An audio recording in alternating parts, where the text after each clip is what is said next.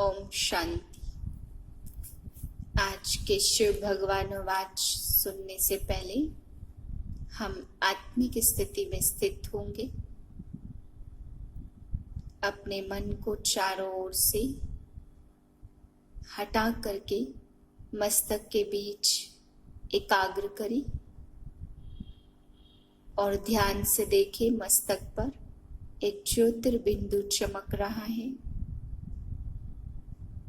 मैं शांत स्वरूप आत्मा हूँ। मेरे पिता शांति के सागर शिव बाबा हैं। मेरा घर 5 तत्वों से पार शांति धाम है। मैं गहरी शांति में स्थित हो गई हूँ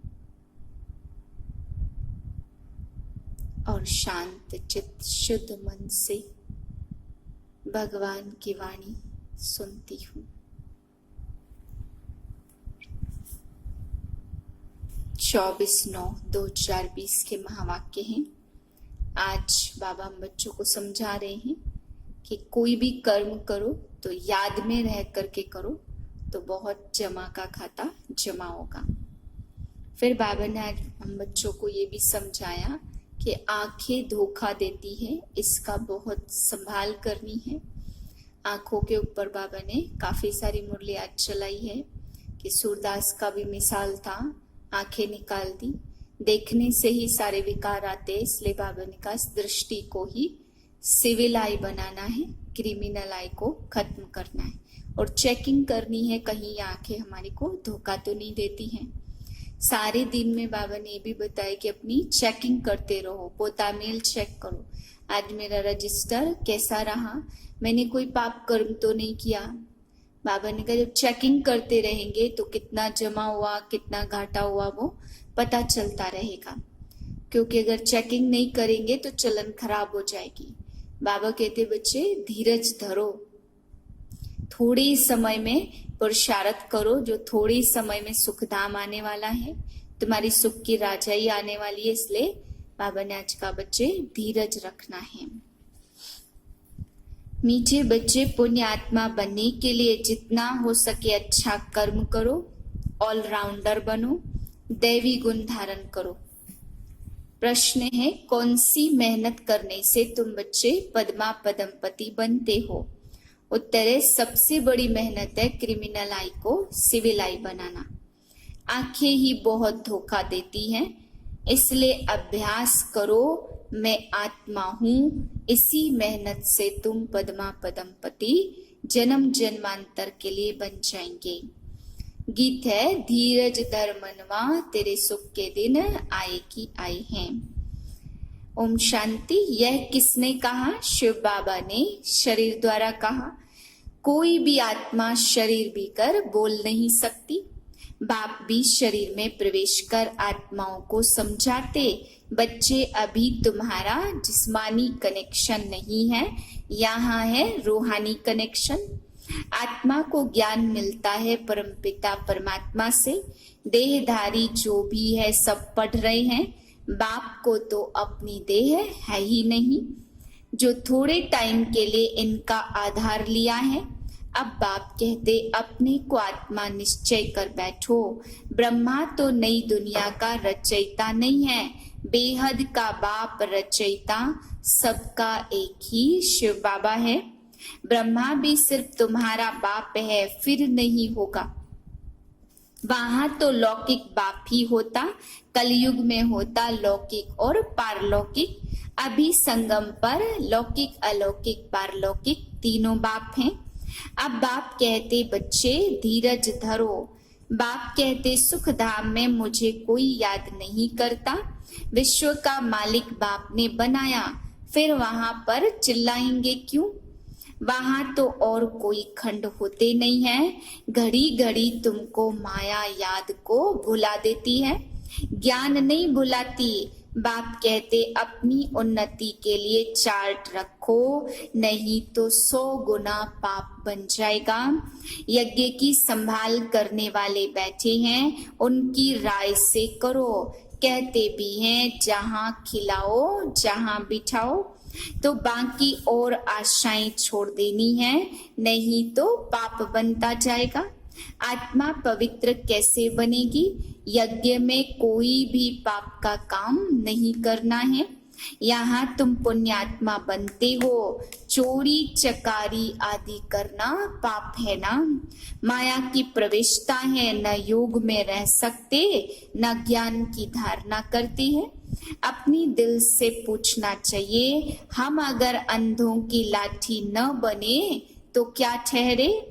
अंधे ही कहेंगे ना, इस समय के लिए गाया है धृतराष्ट्र के बच्चे। वह है रावण राज्य में, तुम हो संगम पर। कितना भी अच्छी रीति समझाओ फिर भी बुद्धि में नहीं बैठता है। आत्मा ही जैसा पुरुषार्थ करती ऐसा बनती है। गायन भी है अंतकाल जो स्त्री सिमरे। अब बाप आए हैं रात से दिन बनाने, तो एक ब्रह्मा की ही रात नहीं होगी ना, बहुत बच्चे होंगे। कलयुग का विनाश जरूर होना है। जिनको अंदर में कुछ भी संशय होगा तो वह भाग जाएंगे। पहले निश्चय फिर संशय हो जाता। यहाँ से मरकर पुरानी दुनिया में जन्म ले लेते तो विंशंति हो जाते हैं। बाप की श्रीमत पर तो चलना पड़े। पहले पहले समझाओ तुम आत्मा हो, देह नहीं। नहीं तो सारी लॉटरी गुम हो जाएगी। भल वहां राजा अथवा प्रजा सब सुखी रहते हैं। राजा बनने के लिए आए हो तो ऊंच पद पाना है, ऐसे सयाने भी चाहिए। बाप की सर्विस करनी चाहिए, रूहानी सर्विस नहीं तो स्थूल सर्विस भी है। कहाँ मेल्स भी आपस में क्लास चलाते रहते हैं। एक बहन बीच बीच में जाकर क्लास कराती, झाड़ वृद्धि को पाता है। सेंटर्स पर कितने आते हैं, फिर चलते चलते गुम हो जाते। विकार में गिरने से फिर सेंटर पर आने में लज्जा आती है, ढीले पड़ जाते हैं और फिर कहेंगे यह तो बीमार हो गया। यह सब बातें समझाते रहते। अपना पोता मेल रोज रखो जमा, और ना होती है ना घाटा और फायदा। आत्मा पवित्र बन गई अर्थात 21 जन्म के लिए जमा हो गया। ऐसे थोड़े कहते विश्व का मालिक आकर बनाओ। कहते हैं मुक्ति और जीवन मुक्ति दो। पूरी रीति नहीं पढ़ेंगे वह पीछे आएंगे। स्वर्ग में तो आना है, सब अपने अपने समय पर आते हैं। सब बातें समझाई जाती है, फौरन तो कोई समझता नहीं है। यहाँ तुमको बाप को याद करने का कितना समय मिलता है। बहुत गृहस्थी भी स्टूडेंट होते हैं। तुमको भी गृहस्थ व्यवहार में रहकर कमल फूल समान बनना है। क्रिमिनल से सिविल आई बनानी है। बाप कहते हैं हो सकता है क्योंकि आमदनी बहुत बहुत है, तुम जन्म जन्मांतर के लिए पदमपति बनते हो तो गृहस्थ व्यवहार में भी पावन बन सकते हो। तुम अनगिनत पदमपति बनते हो। बाकी सूर्यवंशी राजाई कभी देखी नहीं है, चंद्रवंशी की देखते ही आए। पहले तो सब सोने के सिक्के ही थे, फिर चांदी के। यह तांबा आदि तो पीछे निकला। अभी तुम बच्चे बाप से वर्षा लेते हो। सतयुग में तो रस्म रिवाज जो चलनी होगी वह चलेगी। तुम अपना पुरुषार्थ करो। स्वर्ग में बहुत थोड़े होते, आयु भी बड़ी होती है, अकाले मृत्यु होती नहीं है। तुम समझते हो हम काल पर जीत पाते हैं, मरने का नाम ही नहीं है। उसको कहते हैं अमर लोक और यह है मृत्यु लोक। अमर लोक में हाहाकार होती नहीं है। कोई बूढ़ा मरेगा तो और ही खुशी होगी, जाकर छोटा बच्चा बनेंगे। यहाँ पर तो मरने पर रोने लगते हैं। तुमको कितना अच्छा ज्ञान मिलता, कितनी धारणा होनी चाहिए। औरों को समझाना पड़ता। बाबा को कोई कहे, बाबा हम रूहानी सर्विस करना चाहते हैं, बाबा झट कहेंगे भल करो। बाबा कोई को भी मना नहीं करते। ज्ञान नहीं है तो बाकी अज्ञान ही है। अज्ञान से फिर बहुत डिससर्विस कर देते। सर्विस तो अच्छी रीति करनी चाहिए ना, तभी तो लॉटरी मिलेगी। बहुत भारी लॉटरी है यह ईश्वरी लॉटरी। तुम राजा रानी बनेंगे तो तुम्हारे पोत्रे पोत्रियां सब खाते रहेंगे। यहाँ तो हरेक को अपने कर्मों अनुसार फल मिलता। कोई बहुत धन दान करते तो राजा बनते। तो बाप बच्चों को सब कुछ समझाते हैं। अच्छी रीति समझकर धारणा करनी है, सर्विस भी करनी है। सैकड़ों की सर्विस होती है। कहाँ कहाँ भक्ति भाव वाले बहुत अच्छे होते। बहुत भक्ति की होगी तब ही ज्ञान भी जचेगा। चेहरे से ही मालूम पड़ जाता, सुनने से बहुत खुश होते रहेंगे। जो नहीं समझेंगे वह तो इधर उधर देखते रहेंगे या आंखें बंद कर बैठेंगे। बाबा सब देखते हैं, किसको सिखलाते नहीं हैं तो गोया कुछ भी समझते नहीं हैं। एक कान से सुन दूसरे से निकाल देते, फिर अंत में बहुत बहुत पछताएंगे। जैसा जैसा करते उस अनुसार पद मिल जाता है। नई दुनिया के लिए सिर्फ तुम ही पुरुषार्थ कर रहे हो। मनुष्य दान पुण्य करते वह भी इस दुनिया के लिए। यह तो कॉमन बात है। हम अच्छा काम करते तो उसका दूसरे जन्म में अच्छा फल मिलता। तुम्हारी तो है 21 जन्मों की बात।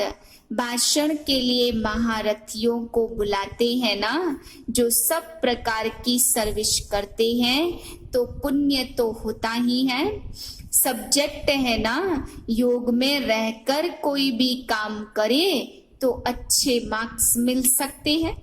अपनी दिल से पूछना चाहिए, हम सर्विस करते हैं या सिर्फ खाते हैं और सोते हैं। यहाँ तो यह पढ़ाई और कोई बात नहीं है। तुम मनुष्य से देवता, नर से नारायण बनते हो।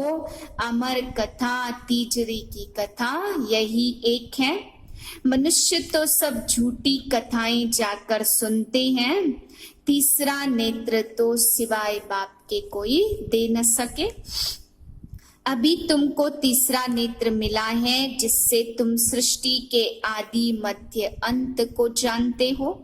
इस पढ़ाई में कुमार कुमारियों को बहुत तीखा जाना चाहिए। चित्र भी है, कोई से पूछना चाहिए कि गीता का भगवान कौन है।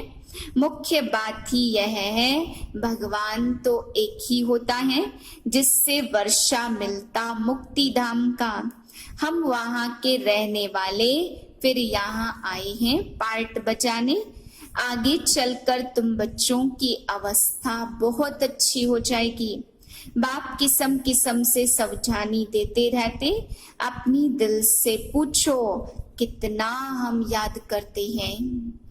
चार्ट रखना अच्छा है, अपनी उन्नति करो। अपने ऊपर रहम कर अपनी चलन को देखते रहो। अगर हम भूले करते रहेंगे तो रजिस्टर खराब हो जाएगा। इसमें दैवी चलन होनी चाहिए। गायन भी है ना, जो खिलाएंगे, जहाँ बिठाएंगे, जो डायरेक्शन देंगे वह करेंगे। डायरेक्शन तो जरूर तन द्वारा देंगे ना। गेट वे टू स्वर्ग, यह अक्षर अच्छा है। यह द्वार है स्वर्ग में जाने का।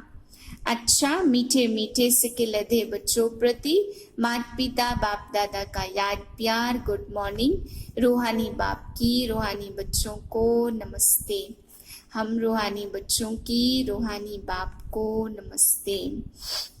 धारणा के लिए है पहली पॉइंट, पुण्य आत्मा बनने के लिए और सब आशाएं छोड़ यह पक्का करना है कि बाबा जो खिलाओ, जहाँ बिठाओ, कोई भी पाप का काम नहीं करना है। दूसरी पॉइंट, ईश्वरी लॉटरी प्राप्त करने के लिए रूहानी सर्विस में लग जाना है, ज्ञान की धारणा कर औरों को करानी है, अच्छी मार्क्स लेने के लिए कोई भी कर्म याद में रहकर करना है। वरदान है, स्नेह के बाण द्वारा स्नेह में घायल करने वाले स्नेह और प्राप्ति संपन्न लवलीन आत्मा भव। जैसे लौकिक रीति से कोई किसके स्नेह में लवलीन होता है तो चेहरे से, नैनों से, वाणी से अनुभव होता है कि यह लवलीन है, आशिक है। ऐसे जब स्टेज पर आते हो तो जितना अपने अंदर बाप का स्नेह इमर्ज होगा उतना ही स्नेह का बाण औरों को भी स्नेह में घायल कर देगा। भाषण की लिंक सोचना, पॉइंट दोहराना यह स्वरूप नहीं हो। स्नेह और प्राप्ति संपन्न स्वरूप लवलीन स्वरूप हो। अथॉरिटी होकर बोलने से उसका प्रभाव पड़ता है। स्लोगन है, संपूर्णता द्वारा समाप्ति के समय को समीप लाओ। ओम शांति।